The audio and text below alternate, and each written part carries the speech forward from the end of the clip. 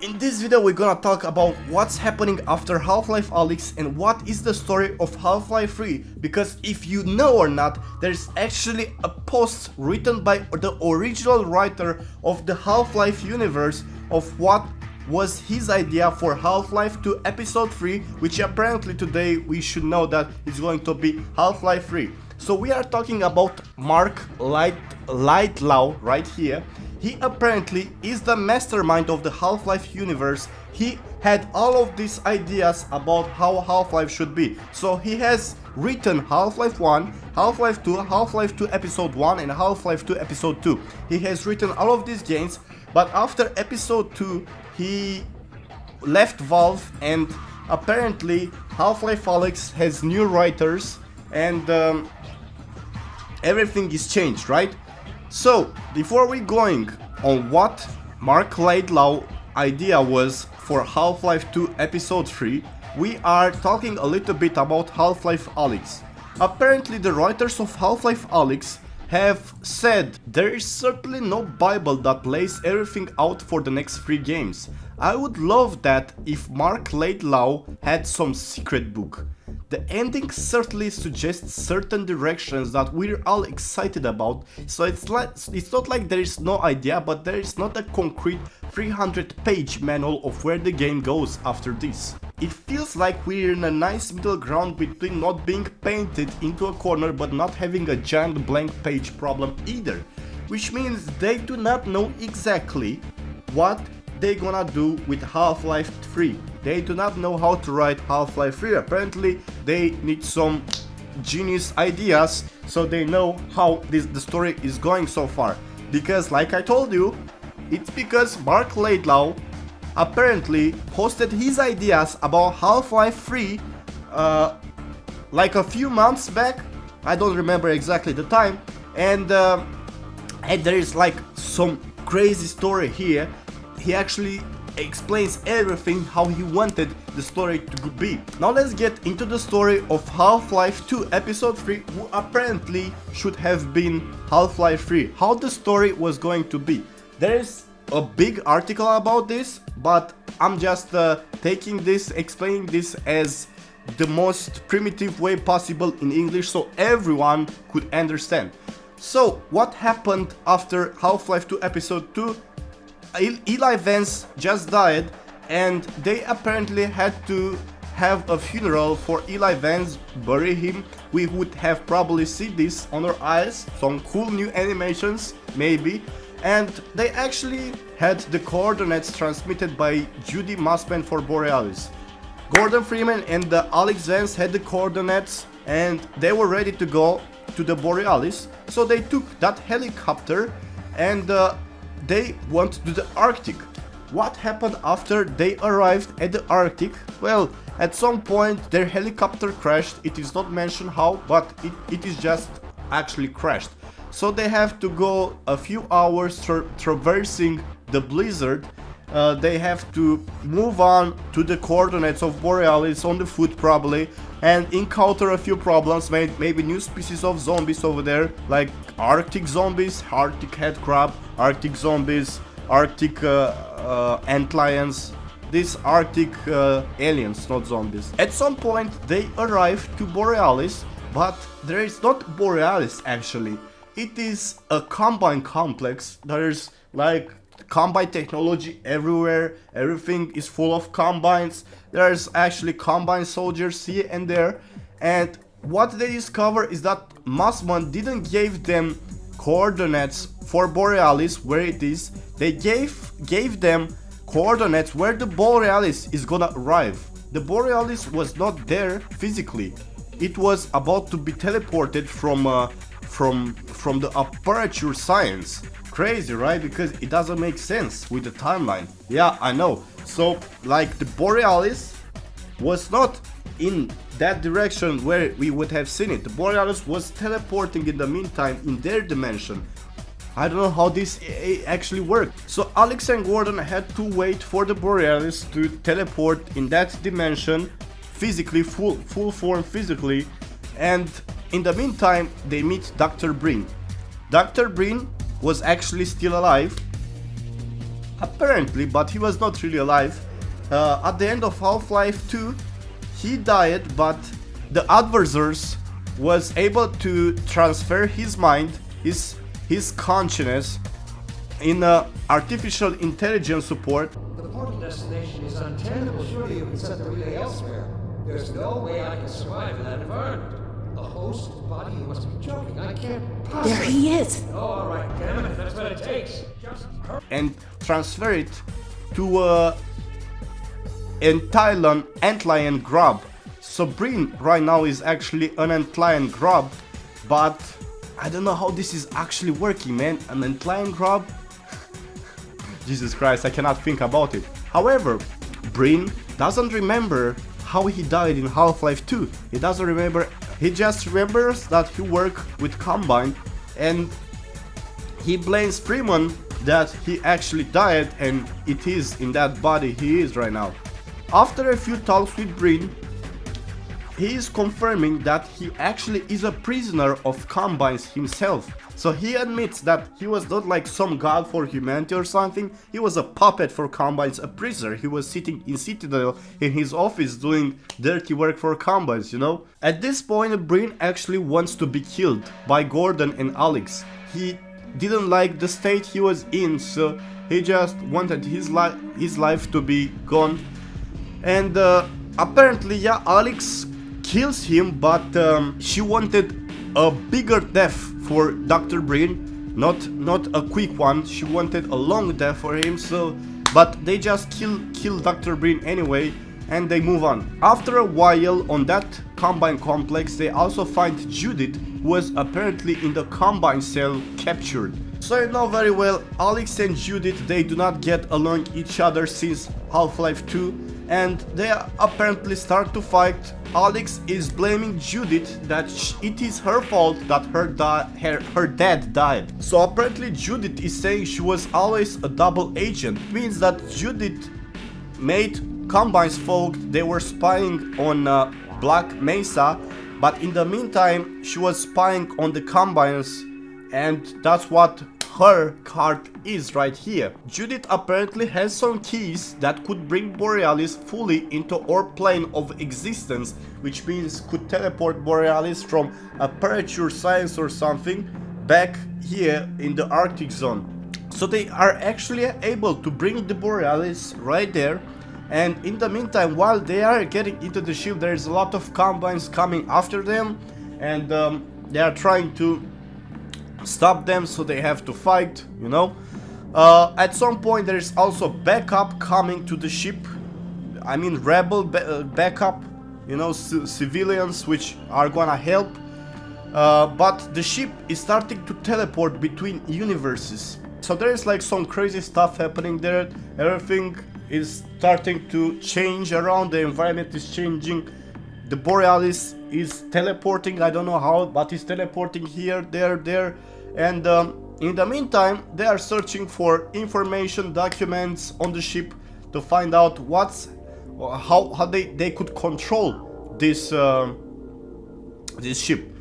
At some point, they find a device from Aperture Science called Bootstrap. This device was actually a thing that could teleport the ship directly without any portal or something, create like some aura and teleport it instantly. Now they are finding out how actually Borealis appeared right there in the Arctic zone. It is said that Aperture Science teleported the ship during the 7 war zone with Combines. So they were scared that the Combines were gonna pick up on that boat and use it to dominate the world. So practically they change the location of Borealis disparately in the Arctic zone, so they could never find it. Now this makes no sense to you, right? Because when we play Portal and Portal 2, we could actually find an Easter egg in Portal 2 where Borealis was been in some docks or something.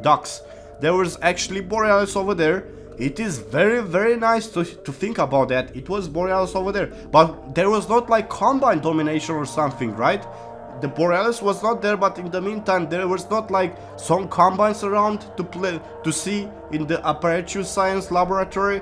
Well, what happens here is the card of space and time. So practically Borealis was teleported over there, but in the meantime the Borealis is working with the time zone. You could go with Borealis like in the future, or I don't know about the past, but you could go in the future, see the future, what is happening in the future. And I think that's what happened with Borealis probably. They teleported the ship in the future, and apparatus science was actually safe. It was not dominated by combines. When we talk about space and time in video games, it is so crazy because it makes your mind to blow, but it is a good card to play, and you could actually change the story however you want. So at some point the Borealis is teleporting randomly, and they actually arrive at the apparatus science dry docks, which we also find it in Portal 2, which is crazy. You could see it like in Half-Life 2 Episode 3, how it was supposed to be. You could have seen the Portal 2 location, the docks right there. It is amazing, man, mind blown. Now, it would have been really cool to see like an Easter egg over there, like maybe see something, see GLaDOS or something. It would have been so crazy to just have some mentions about that. They are keep teleporting with the Borealis, and at some point they see the future. In the future, how combines are invading another worlds from the other universes. And at some point they are asking, should they destroy it or not? Because it was crazy seeing all of these destructions of combines after this in the future. They were previewing the future with this ship, and they were seeing how combines were dominating like the entire universes. It was crazy, and apparently they were asking, hey, should we destroy that or not? And then this is where things are happening to get not very good. You know, very much better people are not having the same path of mind, which means Judith wanted to keep this for research, but Alyx wanted to destroy it to see her father's wish accomplished. And Gordon doesn't have an opinion because he is muted. So they are fighting each other, and apparently Judith is shot by Alyx. Alyx shoots Judith and she dies. There was nothing else to do. She was having a grudge on Judith anyway, so Alyx and Gordon decides to suicide bomb with Borealis, teleported right to the heart of the Combine's command center, where the Combine's origin was from, where the Combine's headquarters, the special headquarters from the universe was located. They wanted to go there and explode everything, the entire facility, so they could destroy the Combine's empire from the existence, right? So they teleport the ship, the Borealis, over there, and what happens is the ship is starting to explode right there. They are suiciding bomb, and of course you know what happens next. G-Man appears, then it is impressed by what they did. It seems that Alyx actually knows who G-Man is. The writer is actually saying that Alyx have seen G-Man once, only once, in her childhood. And you might think, hey, is it like back when G-Man saved Alyx during the explosion of Black Mesa? Or is it actually in Half-life Alyx? It is crazy to think about, because in Half-life Alyx, if you think about, she doesn't know who G-Man is. She doesn't know, she never seen like G-Man. She is thinking that that is Gordon Freeman. This is so mind-blowing. You are actually thinking, bro, is it the first time for Alyx to see G-Man during the Half-life Alyx? She's 19 years old back then, and hey, it says childhood right here. You could assort 19 years old with childhood. You could think about that. You could still think about that. It is crazy to think it. And what happens from here is that G-Man only wants Alyx to follow him to a portal where they go together. There is this door opening with a light inside, like it's happening in Half-Life 2. G-Man is actually taking Alyx with him to work probably for him. And it is crazy because it is also happening in Half-Life Alyx as well. So what happens here, G-Man doesn't take Gordon with him. He doesn't want to take Gordon. Gordon remains there at the Borealis, which suddenly starts to explode. Then the Vortigons at the end come and save Gordon Freeman. And we might probably from here think about Half-Life 4. Why not? Because it is the mission for Gordon Freeman to save Alyx from G-Man. Now this is the story from Marc Laidlaw, who apparently, like I told you, he is the mastermind of Half-Life universe. He had posted this on his forum. Of course the words are a little bit censored. They are not like episode 3 Gordon Freeman. They are not they are not like the normal words of this. They are censorship. But hey, like this was his idea, to be honest. This is how he wanted Half-Life 2 episode 3 to go. And now about Half-Life 3, how this is going to be in the future after Half-Life Alyx, we do not know. With these new writers, they probably have no idea how the next thing are gonna move. With Marc Laidlaw writing all of this, hey, it's gonna be hard to actually rewrite the story, think about something new, and see how this is all going to work. Because we know very much better, you could not avoid Borealis. So even if they are trying to, the Borealis is the main concept, is the main purpose for Half-Life 3. They need to think about Borealis, how this is actually going to work. Now I'm not sure how they actually gonna include Borealis in Half-Life 3, how they just gonna play the card here, and how they are gonna also include Portal universe.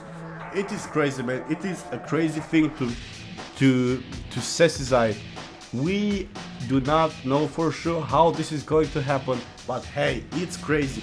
They could actually pull the G-Man cards right here with teleportation time. G-Man could actually bring new enemies to the Earth, and that could be something new crazy, man. Like I would go this path. If I were to be the writer of Half-Life 3, man, I would bring new enemies, a new force, not combines. I would bring a new force trying to invade the Earth. I know it sounds crazy already, but there is like a new force trying to invade the Earth, and this new force is actually enemies with the combines as well, but it's enemies, they are enemies with us too. So it would be crazy to see two parties, two groups of enemies actually fighting with us. That's the part, that's how I would want to go in Half-Life 3, write it. So that's what I think about Half-Life 3. They are not coming from me, they are coming from the mastermind Marc Laidlaw, the mastermind of Half-Life franchise. Now what I want from you is to write your special idea about Half-Life 3 in the comments. If you have some special idea, how do you want to see Half-Life 3 going? Hey, write it down, because we cannot go only with Borealis, I'm telling you, man. We cannot play only the Borealis card and G-Man. We need a new pair of enemies, a new empire invading Earth, coming especially for Borealis. Like a new empire fighting against combine. Hey, that's my main idea. I wanna read yours, and that's all I had to say. Bro, it's crazy. I'm out of here.